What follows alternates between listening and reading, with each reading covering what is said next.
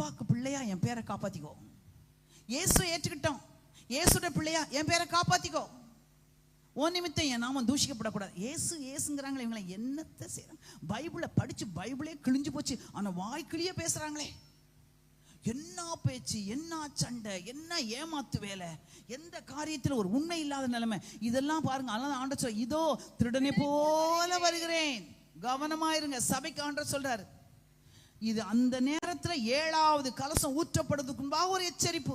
மானம் காணப்படாதபடிக்கு தன் வஸ்திரத்தை விழித்து கொண்டு காத்துக்கொள்ளுவன் பாக்கியவான். காத்துக்கொள்ளுங்க. உங்க நடக்கை எப்படி இருக்கு, உங்க பேச்சு எப்படி இருக்கு, உங்க பிள்ளைகள்கிட்ட நீங்க எப்படி டீல் பண்றீங்க, உங்க பிள்ளைகளுக்காக கணவனும் மனைவி சேர்ந்து ஜெபிக்கிறீங்களா, இன்னமும் குற்றம் சொல்லிக்கிட்டே குடும்ப வாழ்க்கையை உடைச்சு போடுறீங்களா? நீங்க குடும்ப வாழ்க்கை அழகா தேவனுக்கு முன்பாக அது செழிப்பா இருக்க வேண்டிய சிலரோட குடும்ப வாழ்க்கை உடைஞ்சு ஒண்ணுமில்லாம போய் இருக்குது. வெளி பார்வைக்கு நடைப்பணம் போல வாழ்ந்து கொண்டிருக்க வாழ்க்கை. இந்த வாழ்க்கை சபையில ஆண்டவர் சொன்னாரு, உன் வாழ்க்கை இப்படி இருப்பதற்கான இணைக்கல. ஒன்ன ஒரு நல்ல செழிப்புள்ள குடும்பமாய், ஆசீர்வதிக்கப்பட்ட குடும்பமாய், அநேகருக்கு மத்தியில சாட்சியுள்ள குடும்பமாய் தான் உன்னை இணைச்சேன். உன் இஷ்டப்படி நீ போறனால தான் உன் குடும்பத்துல இத்தனை பிரச்சனைகள். இன்னைக்கு ஆண்டவர் சமூகத்துல ஒப்பு கொடுப்போம். ஆண்டவரே, இந்த நாட்கள்ல உமக்கு உண்மையாய் வாழ எனக்கு உதவி செய்யும்.